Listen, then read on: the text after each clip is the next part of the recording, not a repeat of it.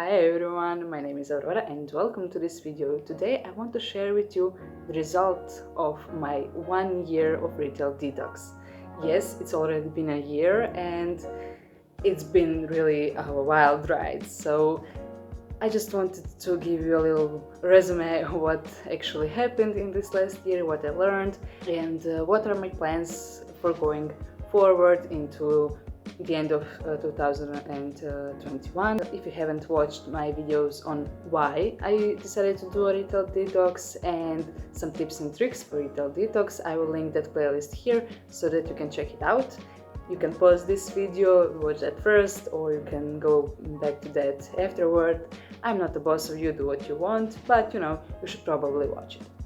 Anyway, it's been literally a full year since I bought my last piece of clothing or accessories. It was at the end of June in 2020 when the summer seasonal sale started, and I got the last bits of pieces that I had on my wish list and decided that that is enough.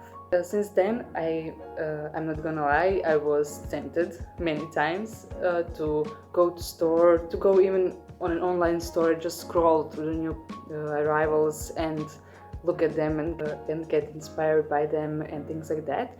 But I strictly said no to myself and managed to pull it through. I have followed lots of people who were bad influence for me in regards to spending because they were overspending, they were doing big hauls, fast fashion and things like that, which were just not things that I could relate to anymore. I got sucked into this whole world of sustainable fashion and I found my place there and I love it. I got close with people who are in the world of sustainable fashion. I even made some baby steps to break through in the fashion world, which wouldn't happen if I were just concentrated on the little material aspect of fashion and not the other parts. As you might know, the money that I used to spend on fashion, in literal sense like clothing and accessories and shoes and things like that, I repurposed into money for educational purposes in the subject of fashion. So I finished a few online courses, got certificates, and thanks to that I got an internship, and thanks to that internship I was able to publish my first article in a digital magazine about fashion called Retail Detox. It's been literally a wild ride. I didn't expect when I started doing a Retail Detox a year ago that these magical things happen as well along the way, and I'm so grateful for them. I'm grateful to the magazine, I'm grateful for all the education that I got, for all the people that I met thanks to doing this Retail Detox, and I'm glad to see that some of you actually got inspired as well and started doing Retail Detox for yourself and for your wallet and your closet, of course. And for our planet, let's not forget the planet. When it comes to the style itself, I'm not gonna say that my style drastically changed. It couldn't, because I just had things that I already had. It couldn't become something that it wasn't before. However, I did create some unexpected combinations that I would never actually put together before. I wouldn't be enough brave, if you will, to actually pull it off. I wouldn't be brave enough to wear something that I actually wanted to wear and then go outside, because I was scared that because it wasn't, mainstream, that I would get mocked for it, which is something that happened before. But honestly, I realized in the last year that nobody actually cares. And when someone is mocking you for your clothing, they're actually probably jealous because they see how free you are and how happy you are with things that you have and things that you do, that they just have to, poke you around and make you feel a bit bad about yourself, make you doubt yourself, but you shouldn't. Fashion is one of the most personal things that we do in our everyday life. We dress for ourselves, but we also dress to impress others and things like that. But others are not the ones who have a say in what we wear. We are the ones who have the full power over it.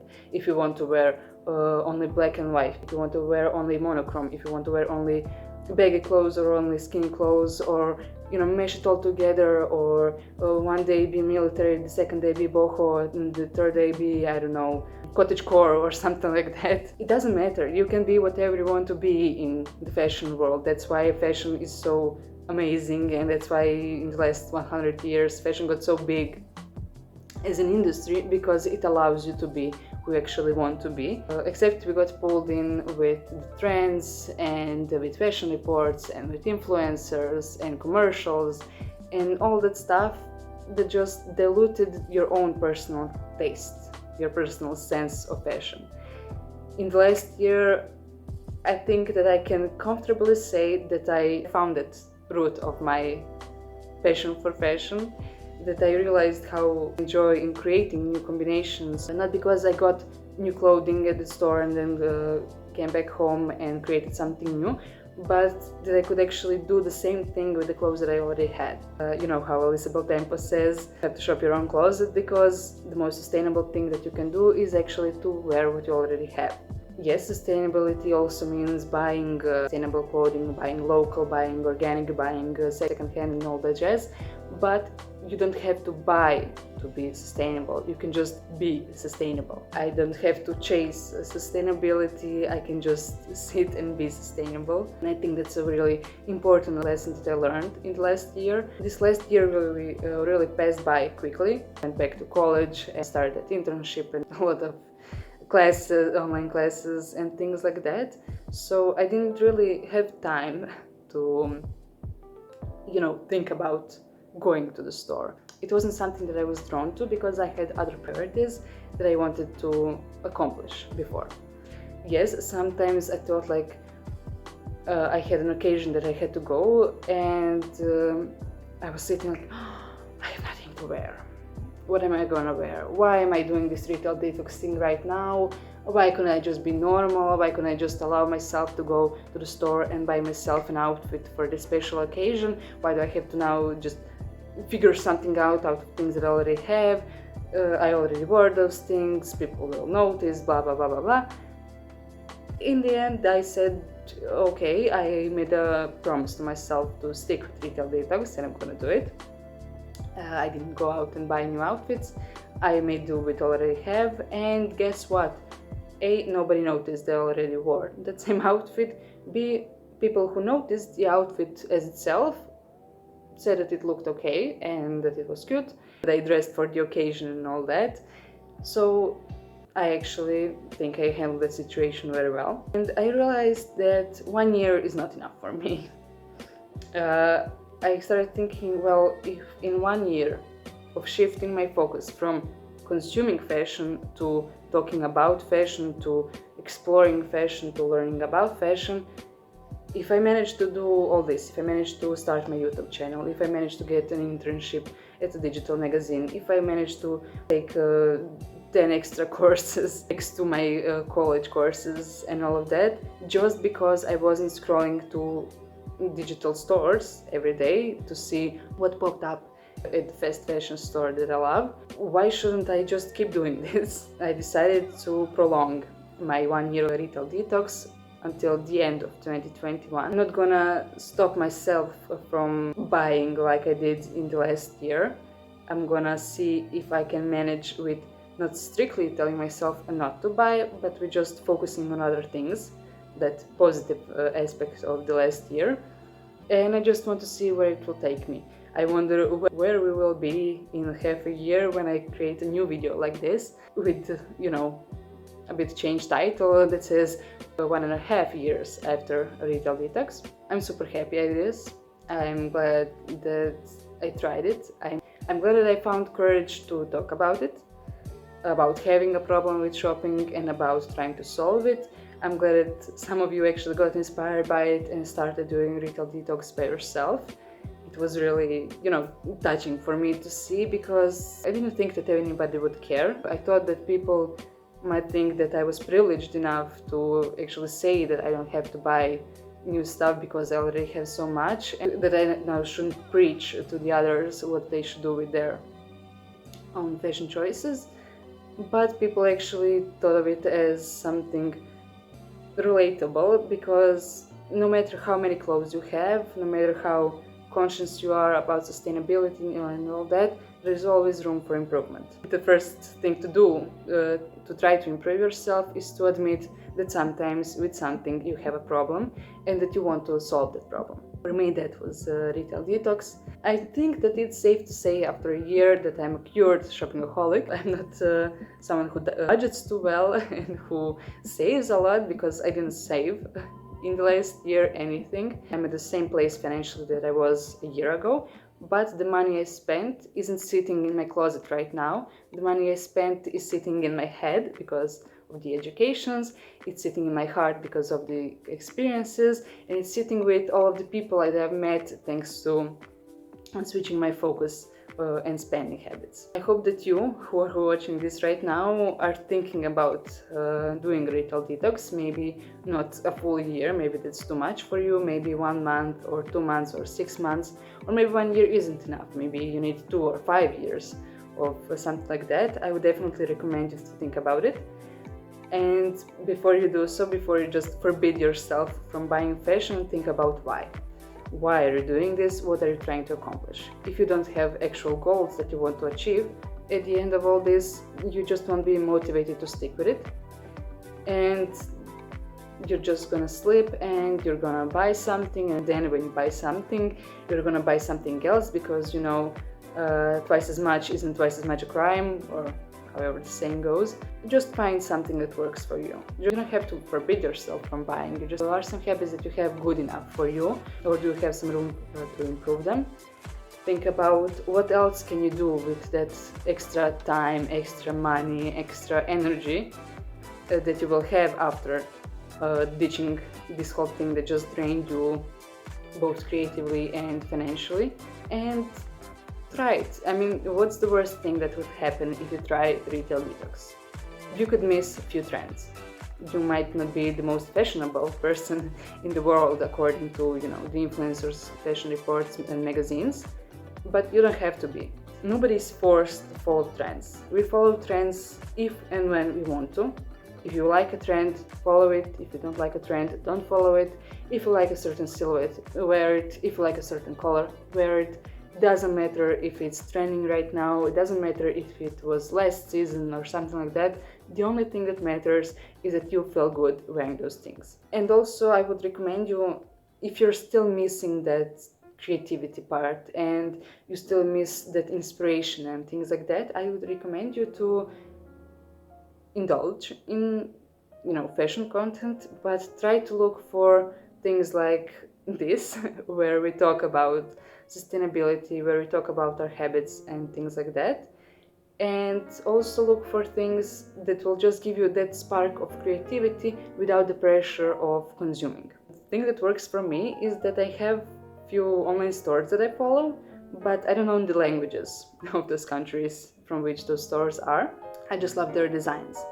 And because of that, I know they are not shipping to my country. I can't read their commercials and things like that. It doesn't work on that part of my brain, but I just still see a pretty picture, and then I took that picture, save it for myself, see what elements that I actually like, draw it in a color app, and then try to figure out how to recreate it from my own closet. So it's not that I'm buying, it's not that I'm striving to get something that I saw in a store.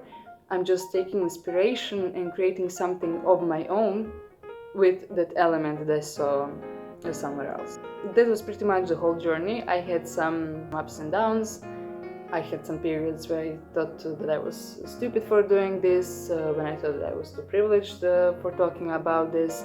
I had some periods when I was just thrilled to end this all, just to buy something new and all that. But I went through that, and now I'm at the end of 1 year mark, and it's unbelievable what happened in the last year, how much I grown, how much my style developed, how happier and freer I am with my clothes. And yeah, I just want to say thank you for sticking around, thank you for encouraging me, thank you for watching these videos and for reading my article about retail detox. My life became something entirely different than what I hoped for last year, just because I made that little switch. It's not, I didn't change a lot about my perspective about life or, you know, my goals, about the things that I do. I just made that one swap. I swapped buying clothes with buying fashion knowledge.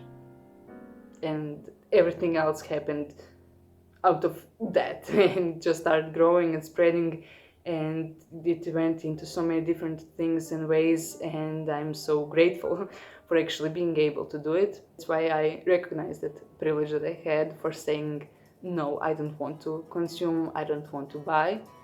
But I think that everyone, no matter their financial state or their closet size and things like that, have power to try to do something like this. You don't have to completely forbid yourself from buying. You don't have to completely, unfollow everyone you care about or who inspire you. Just find some ways in which you can be more sustainable in your everyday life, especially in terms of fashion, because as we all know, fashion industry is the second largest polluter in the world, right next to the oil industry. So think about that. And yeah, I hope I said everything I wanted to say with this video. I just wanted to sit here and share with you some thoughts that came through my mind in the last year and some bits of the journey, just so I could perhaps inspire you to do the same. I wonder if you're one of those people who actually tried retail detox in the last year. Please let me know in the comments down below what happened, what is your experience, what are some good and bad things you experienced, and what are the end results that you noticed. And yeah, thank you all so much for watching. Thank you all so much for all of your support. You're totally blowing me away. We are at more than 5,000 overall views and 85 subs, which is amazing. I just wanted to say once again thank you. I hope you will stick around until the end of 2021 to hear another video like this as a year and a half update.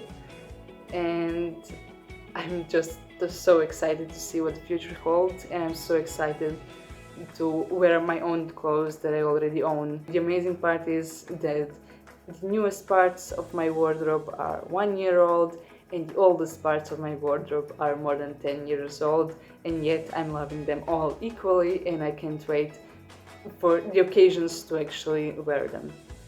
Since things are reopening right now and all that, I'm sure that I will be able to create even more amazing combinations.